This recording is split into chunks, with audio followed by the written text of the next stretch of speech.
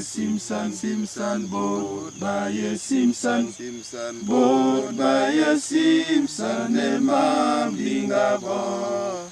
Zamba yelon bive akuru, boat by a Simpson, a man being a boat. En ce qui concerne Bitam, c'est l'église presbytérienne du Cameroun, je peux dire comme ça, l'église protestante du Cameroun, qui nous avait pratiquement éduqués, envahis, évangélisés. Normalement, notre église est une église qui a été conçue par les Américains, parce que les Américains arrivent les premiers au Cameroun. Donc, je vous ai donné le nom de Wilson et de Griswold, les deux premiers missionnaires gabonais. Les deux premiers missionnaires américains arrivent au Cameroun. Wilson et Griswold. Après, ce sera les Ford, d'autres.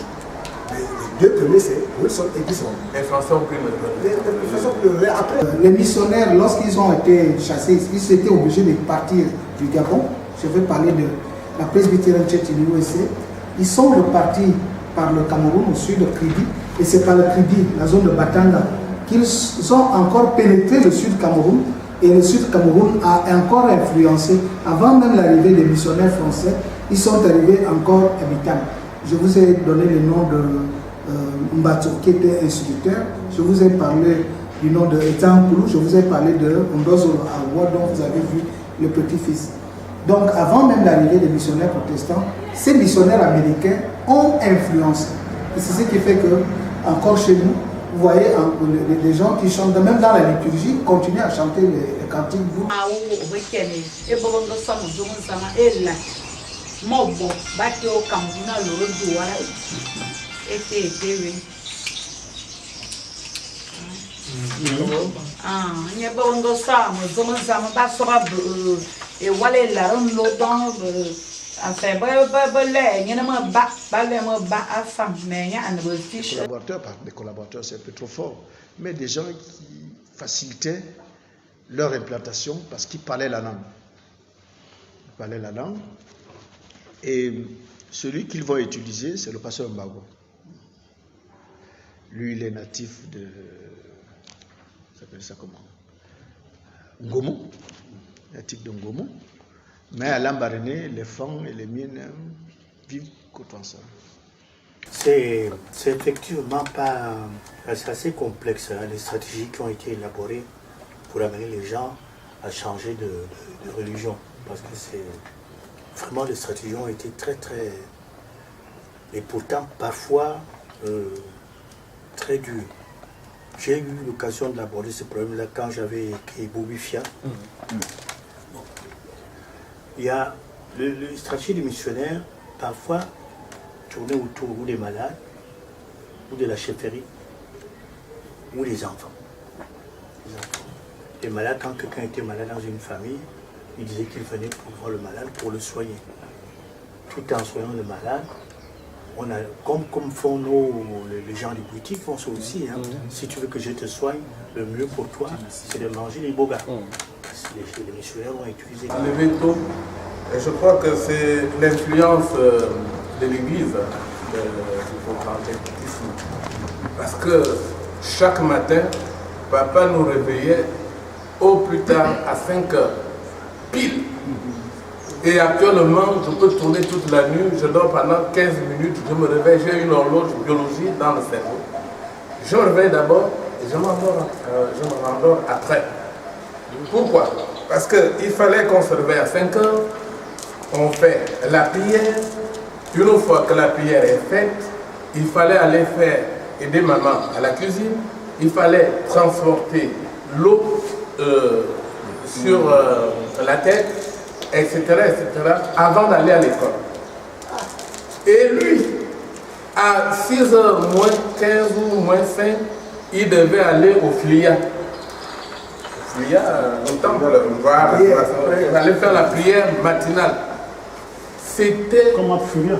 Filia. Filia. C'est ça, je dis. Ça vient de... Prière, en tout cas. Donc, la prière, prière. C'était automatique. Tous les jours que Dieu fait sur terre, on le faisait. Sauf les dimanches.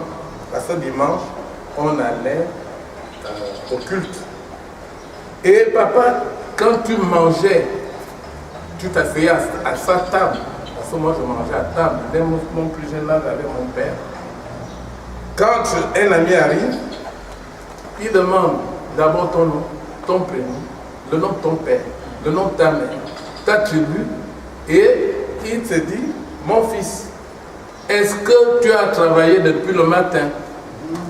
Si tu dis non, il dit, c'est la dernière fois que tu manges de ma nourriture, parce que tu la voles.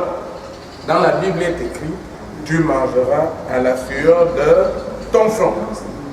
Dans les années 1930, c'est en Guinée espagnole que l'on trouvait la prospérité. Pratiquement toutes les populations vieillissantes là, de Bitam, ou celles qui ne vivent plus, ont traversé la frontière pour aller chercher des petits boulots en Guinée espagnole. Vous allez trouver qu'à Bitam, dans le langage quotidien, on utilise un peu plus de 198 mots anglais que les jeunes générations pensent être des mots de Bitam. Pourquoi?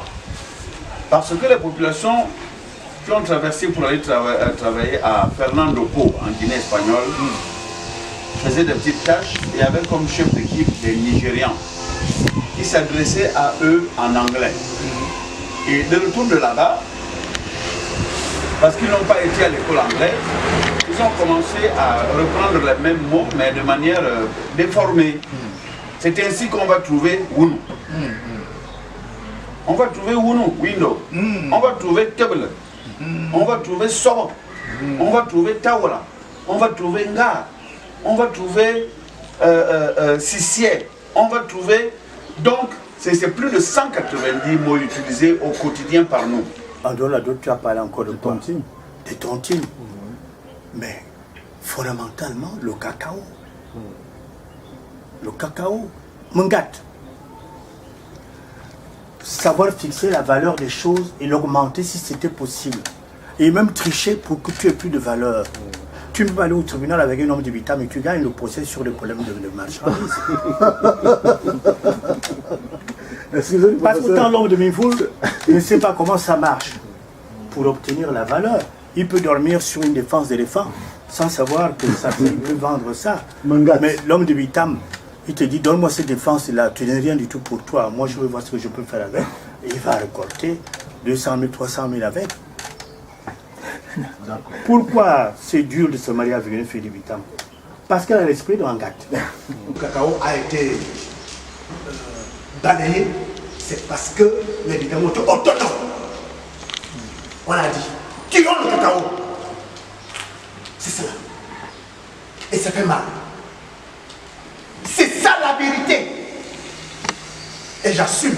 Mais tu ne trouveras jamais une seule ethnie ici qui ne soit venue d'ailleurs. Soit on vient de la Guinée équatoriale, soit on vient du Cameroun.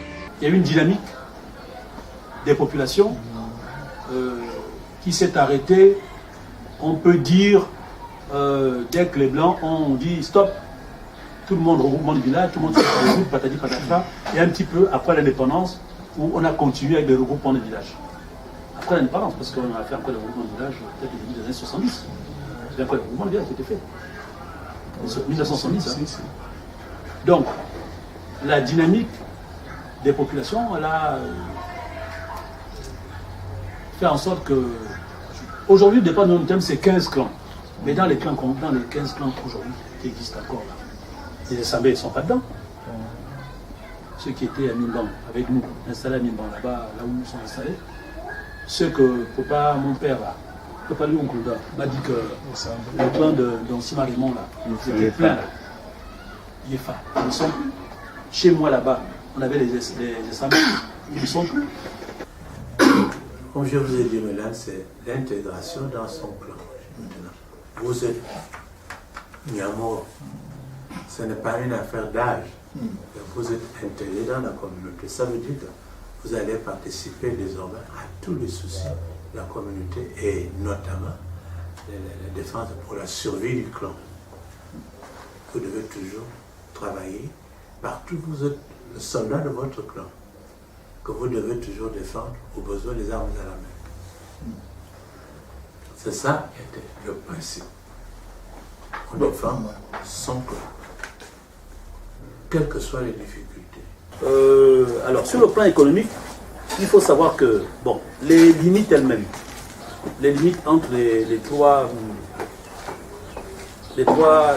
puissances coloniales avaient été faites, un peu, on peut dire, au lendemain du congrès de Berlin.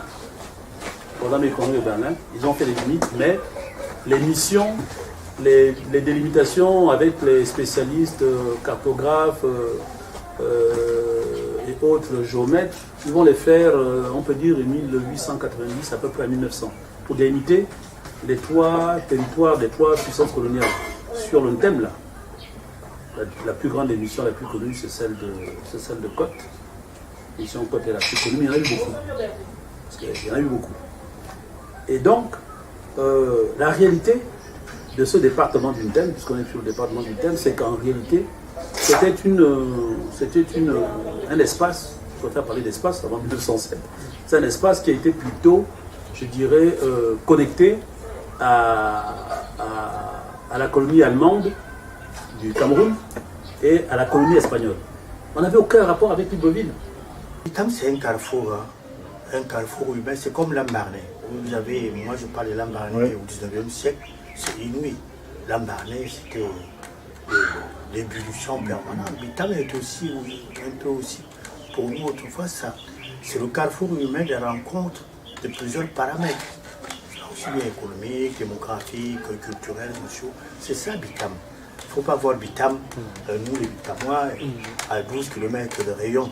Non, ça c'est pas Bitam ça. Bitam ça va jusqu'à Balmayo, jusqu'à Yaoundé. Bitam ça va jusqu'à Guinée équatoriale. Bitam va jusqu'à Mvulu, jusqu'au Congo. Bitam, c'est ça Bitam. Voilà un lieu de circulation, des marchés 24 heures sur 24 heures, où les gens viennent de partout. Donc il ne faut pas s'étonner. Maintenant, il va y avoir des facteurs prééminents, prépondérants, et il y a des facteurs qui vont peut-être diminuer.